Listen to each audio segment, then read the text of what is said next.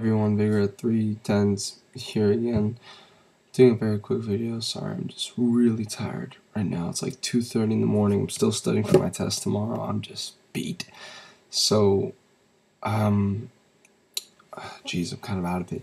I just wanted to talk very quickly about WWE's periodical changes, as I'll get into right now. But first, before I do that, please go send me questions for Trademark629's interview. I know I was supposed to have it up by today, but I don't have any questions. I have like one. Partly my fault. I haven't been plugging the show like I did for the other guys. So please just send Trademark questions for tomorrow's show. I mean, even without questions, me and him could talk about a lot of stuff. But I and he would appreciate as many questions as possible. So please send them into my YouTube inbox. Send them to me on Twitter, whatever. Just please send them. And yeah, that's that.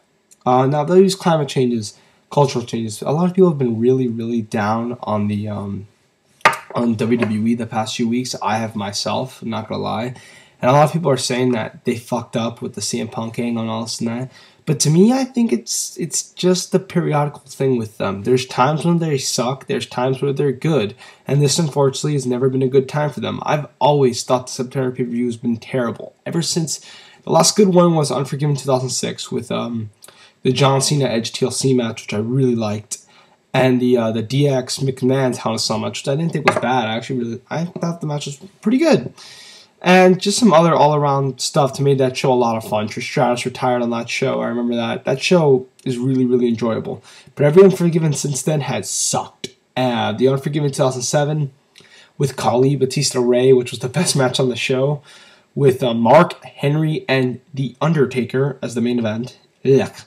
Unforgiven 2008 had the scramble matches, which I liked as a concept, but I don't think that WWE executed it very well. I mean, some people may have really liked it. I thought it was good, but I wouldn't try to sell a pay-per-view on it. And that main event I didn't think was very good. I thought it was just kind of dry. I thought it was really dry, I'm not going to lie, actually. The Shawn Jericho match is great, don't get me wrong, but nothing else on that show for me kind of does anything. Even that the SmackDown Scramble match was good, I guess, but like I said, it doesn't really do anything for me.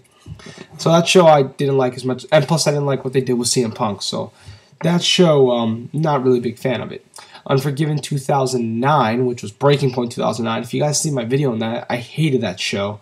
The DX Legacy False Submissions Count Anywhere match is a lot of fun, but the rest of that show just sucks in my opinion. That main event with CM Punk Undertaker is very disappointing.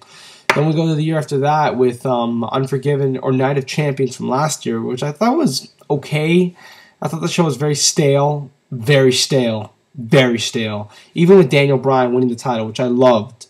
And that main event, which I thought was good, that show just kind of felt dry. It just kind of felt like when you watched, and then that's when the Nexus was at its all-time lowest. You watch the show and you're just like, this company's dry, this company's stale. I don't like this wrestling. Even if the wrestling wasn't that bad. And I think this year was the same thing. I mean, I thought the show personally sucked, but mainly it's just like this company's stale right now. And really, that's just how they are every September. Every October, it's usually the same. That Vengeance or whatever the second October pay-per-view is, that pay-per-view is not going to be very good. It never is. It's never been. As far as I can remember, I've never liked the Cyber. I don't like any of the Cyber Sundays.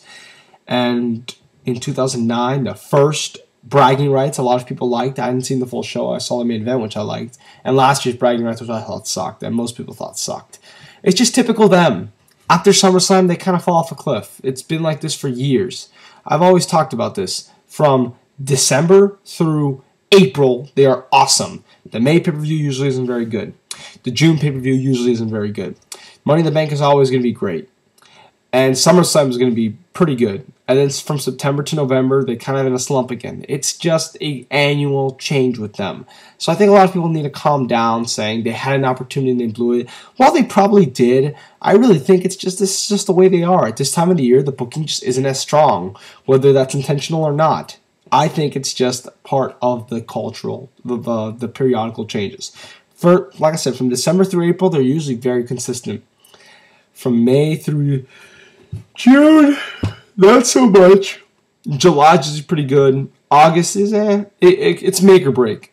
But definitely the whole fall season, they're just never any good, in my opinion at least. So yeah, that's my opinion on the WWE's annual changes, and please send me questions for Trademark629. I'm exhausted. I wanted to talk about a lot more stuff in this video, but I don't have the energy for it. So take what you got, and please send me your questions for Trademark629. I'm out. See you.